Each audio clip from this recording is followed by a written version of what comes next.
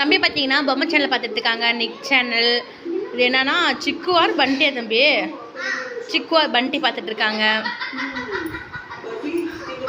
Time பார்த்தீங்கன்னா 7 மணி ஆச்சு. வாங்க அத்தைகிட்ட போய் என்ன சமையல்னு கேட்கலாம். ஹாய் இந்த நீ நைட்டு என்னந்த சமையல்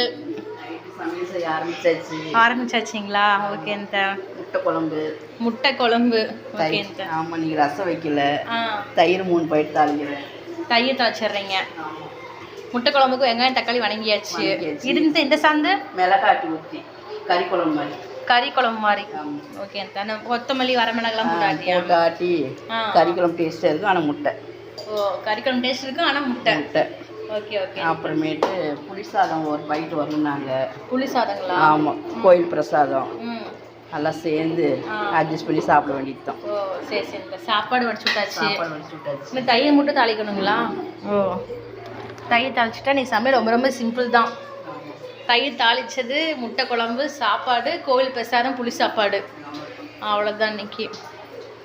டைம் 7 ஆயிடுச்சுன்ட்டேன். அவ்வளோதான். குழம்பு வைக்கிற வேலை தான். உடச்சி ஊற்றிங்களா? இல்லை உடச்சி ஊற்றி முட்டை குழம்பு. ஆமாம், நிறைய முட்டை போட்டது தான் குழம்பு பத்தாது.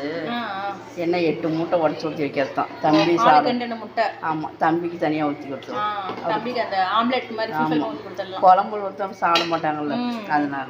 சரி சரி. குழம்பு செஞ்சுட்டு மேலே காமிக்கலாங்களா? பாய். பாய். இப்போ பார்த்தீங்கன்னா சமையல் வெள்ளம் முடிஞ்சு. அத்தை பார்த்தீங்கன்னா உடச்சி ஊற்றி முட்டை குழம்பு பார்த்தீங்கன்னா சூப்பராக வந்து வச்சுட்டாங்க. 8 முட்டை வந்து பார்த்தீங்கன்னா உடச்சி ஊற்றி சூப்பராக வந்து கறி குழம்பு வாசம் வந்து தட்டை திறந்தோன்னா வாசம் அப்படி ஆளை தூக்குச்சிங்க. அந்தளவுக்கு வந்து சூப்பராக இருக்குது. சாப்பாடில் இட்லி, தோசை, சப்பாத்தி, பூரி எல்லாத்துக்குமே இது சூப்பராக இருக்கும். முட்டை பார்த்தீங்கன்னா சூப்பராக நல்லா வெந்துருச்சு. தம்பி முட்டை 2 முட்டை வந்து ஆம்லெட் ஊற்றி ஊற்றுருவோம். அது குழம்பு முட்டை வந்து சாப்பிட மாட்டார். அப்போ பார்த்தீங்கன்னா சாப்பாடெல்லாம் செஞ்சு எல்லாம் டேபிள் வந்து எடுத்து வச்சாச்சு.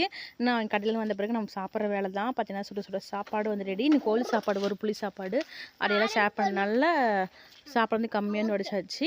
இப்போ வந்து பார்த்திங்கன்னா தயிர் தாளிச்சு வச்சாச்சு. தயிர் யாருக்கு பிடிக்க சொல்லிட்டு கண்டிப்பாக கமெண்ட் பண்ணுங்கள். இப்போ நாங்கள் சாப்பிட போகிறோம். நீங்களும் வாங்க சாப்பிடலாம். உங்களுக்கு நான் சொல்லிட்டு கண்டிப்பாக கமெண்ட் பண்ணுங்கள். மறக்காம சேனலே வந்து சப்ஸ்கிரைப் பண்ணுங்கள். ஓகே, பாய்.